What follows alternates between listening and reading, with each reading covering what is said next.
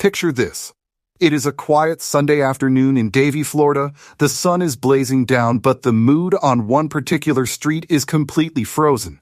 Blue and red police lights are flashing, casting a heavy shadow outside a beautiful, gated residential home. Inside those gates, the starting quarterback of the New York Jets is standing on his driveway. He is talking calmly, almost casually, to three uniformed police officers.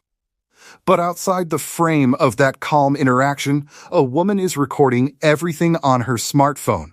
Her hands are shaking, tears are welling up in her eyes, and her voice cracks with emotion as she accuses him of attacking her.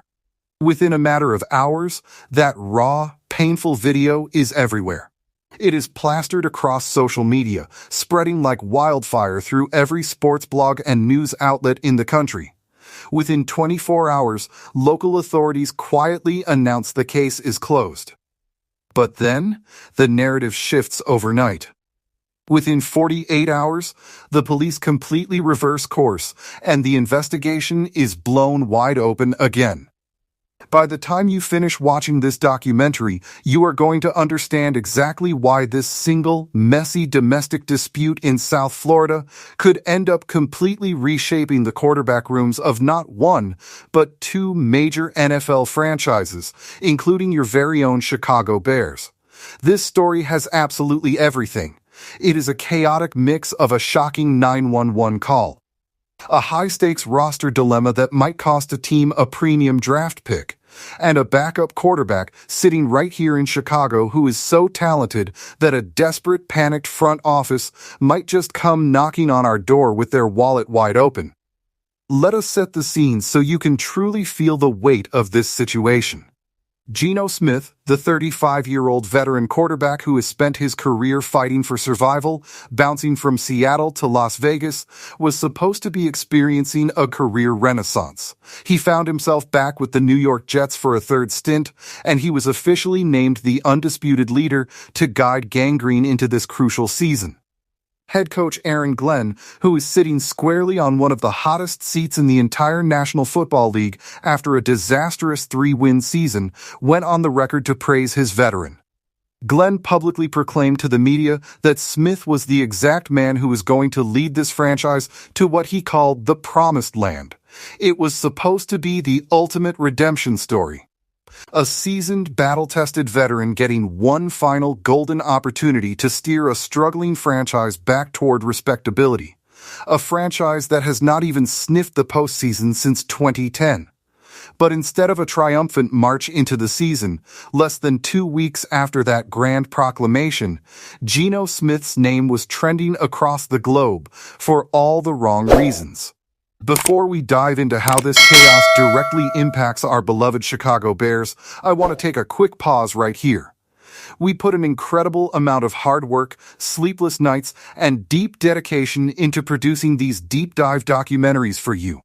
If you appreciate the hustle and want to help grow our incredible community here at Chicago Bears Voice, please take a quick second right now to smash that like button, hit that subscribe button, share this video with your fellow fans, and leave a comment down below with your initial thoughts.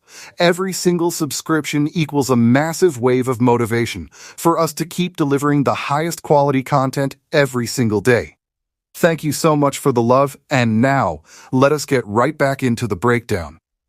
Here is exactly what we know about the timeline of events. On that Sunday afternoon, local police responded to a distress call at Smith's private residence in Davie, Florida, arriving around 4:40 in the evening. A woman, identified in reports only by her first name, Kristen, who claims to be his ex-girlfriend, alleged that she was physically assaulted. In her emotional distress, she posted a video to her public Instagram story that ran well over a minute long, capturing a fiercely heated argument right outside the property line.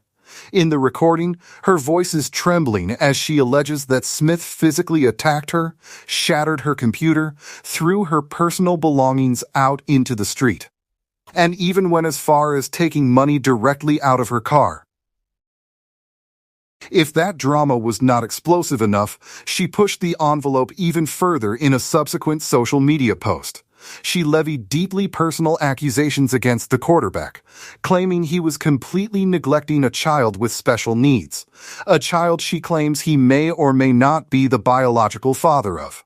She alleged that he would much rather spend his valuable time playing video games and consuming adult content than providing care and support for that child.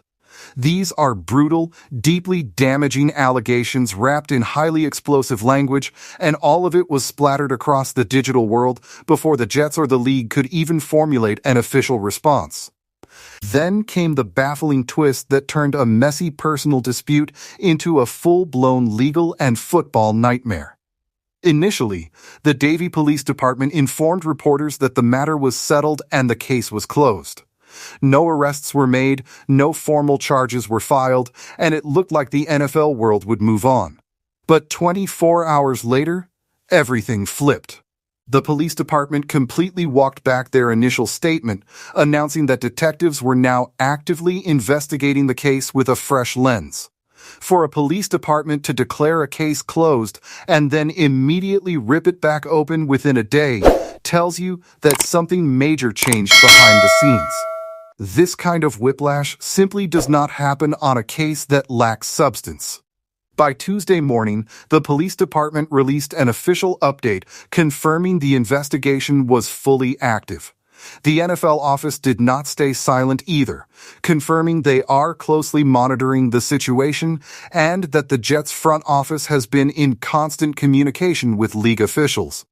This means the league's strict personal conduct policy is now hovering over Geno Smith's career like a dark thundercloud, and he could face a hefty suspension regardless of whether criminal charges are officially filed. This is where the situation gets incredibly spicy from a pure football perspective, and why the Chicago Bears are suddenly thrust into the center of the conversation. If you take a cold, hard look at the New York Jets quarterback depth chart behind Geno Smith, it is an absolute disaster zone. Sitting at the number 2 spot is Taj Boyd, the rookie out of Clemson who was selected in the 4th round. While some scouts inside that building believe Boyd has the raw traits to eventually become a starter, the consensus is that he is currently completely unproven and not ready to carry a franchise. Behind him is a third-string option who, by all accounts, should not be taking meaningful snaps in a real NFL game. If Geno Smith is suspended or forced to step away, Aaron Glenn is looking at a catastrophic scenario. A head coach fighting for his professional life would be forced to hand the keys of the offense to a raw 4th-round rookie. The franchise is so incredibly desperate for quarterback insurance that reports surfaced revealing they actually offered a contract to a recently retired veteran quarterback just to have a safety net. That tells you everything you need to know about how terrified they are of their current depth. So, how do the Chicago Bears fit into this puzzle? The answer is simple. Chicago currently possesses one of the most highly regarded backup quarterbacks in the entire league, a player who has already generated legitimate trade interest from multiple teams earlier this offseason.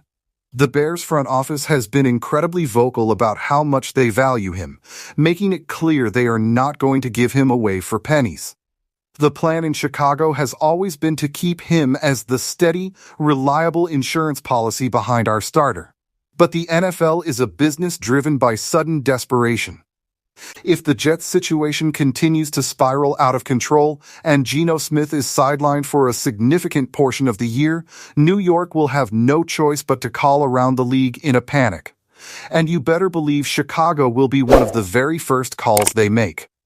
The projected price tag for this potential trade is where things become truly fascinating. Insiders close to the Bears organization believe that prying this high-caliber backup away from Chicago this close to the regular season would require a 3rd-round draft pick at an absolute minimum. In fact, given the extreme leverage Chicago would hold and how valuable a veteran backup with starting experience is to a franchise in total freefall, several analysts believe the asking price could easily climb to a premium 2nd-round selection. Think about that for a moment. Securing a second-round pick in exchange for a backup quarterback who isn't even competing for your starting job is the type of executive home run that makes a general manager sprint to the phone. Because the Jets are projected to struggle, that second-round pick could realistically land in the top 40 selections overall. That is a massive, foundational asset that can be used to draft a blue-chip star for Chicago's future. But trading away your safety net right before the season kicks off is a massive, dangerous gamble. If Chicago ships him out and our own starting quarterback suffers an injury, we would suddenly be forced to rely on unproven depth pieces to save our season. It creates an agonizing dilemma for the Bears front office. Do you cash in on an incredibly high draft pick and trust your third-string options? Or do you prioritize the safety of your own season because true contenders cannot afford instability at the quarterback position? This is exactly the kind of high-stakes drama that keeps general managers awake at night. As we analyze the roster math, it is equally important to acknowledge the heavy human element of this story. A vulnerable child has been pulled into a public scandal through painful social media accusations. A woman is traumatized, alleging a physical assault took place inside what should have been a safe home. These are heavy, serious real-world issues that deserve respect and a thorough investigation, reminding us that there are real families affected behind these sports headlines. As the autumn air approaches, the landscape around the league is shifting rapidly. The Bears are entering this season with immense optimism, carrying a highly talented roster that many experts project to win between 10 and 13 games, with a ceiling as high as 14 if everything clicks. Our quarterback room is a rare picture of stability compared to the absolute chaos unfolding in New Jersey. We are right at the finish line of this deep dive, and as promised, I want to extend a massive thank you to our incredible community. Documentaries like this take an immense amount of time, research, and true dedication to create. And we do it all for the love of the game and for you, the fans. Every single subscription gives us the fuel and motivation to keep pushing forward. If you want to support our journey, please hit that subscribe button right now, ring that notification bell, smash the like button, and share this video with every Bears fan you know. Drop a comment below and tell me your thoughts. Should the Bears accept a second-round pick for our backup quarterback, or should we keep our insurance policy locked down no matter what? Thank you for being the best community in football. Bear down, stay locked in with Chicago Bears Voice, and we will see you in the very next video.